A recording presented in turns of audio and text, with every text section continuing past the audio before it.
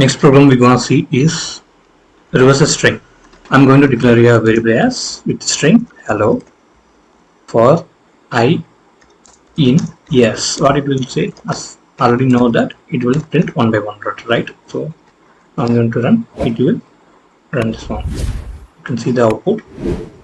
So what I'm going to do is right now I'm not going to reverse the string. So for that, what I need to do is like I need to take a empty string, and here same like the logic which we are seeing in the list, right? This program, you can see the same logic being going to apply. Only the slight change is that we no need to take any list because here we passed as a string, it's not a list. So I'm going to print I plus then R again, because for I which have H first, right?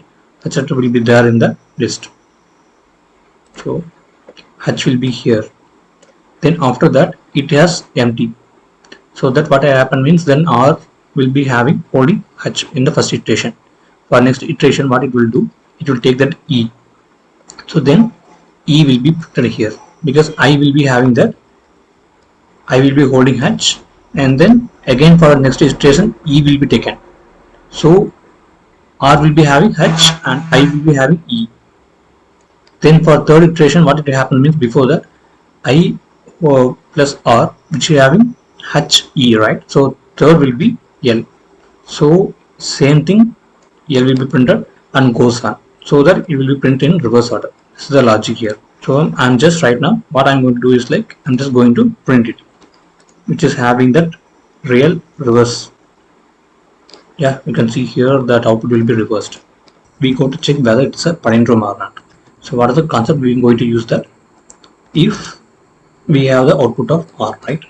If R equals to, we have to check whether the user given input yes is equal or not. If it is equal, then we need to print it's a palindrome. We can print that as a palindrome, else it's not a palindrome.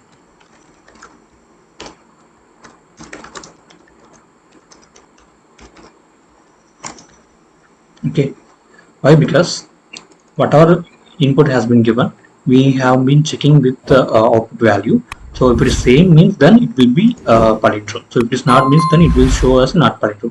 Here you can reverse means it won't be matched with this thing. So first output we will get that not palindrome. I'm going to run this. We can check that output.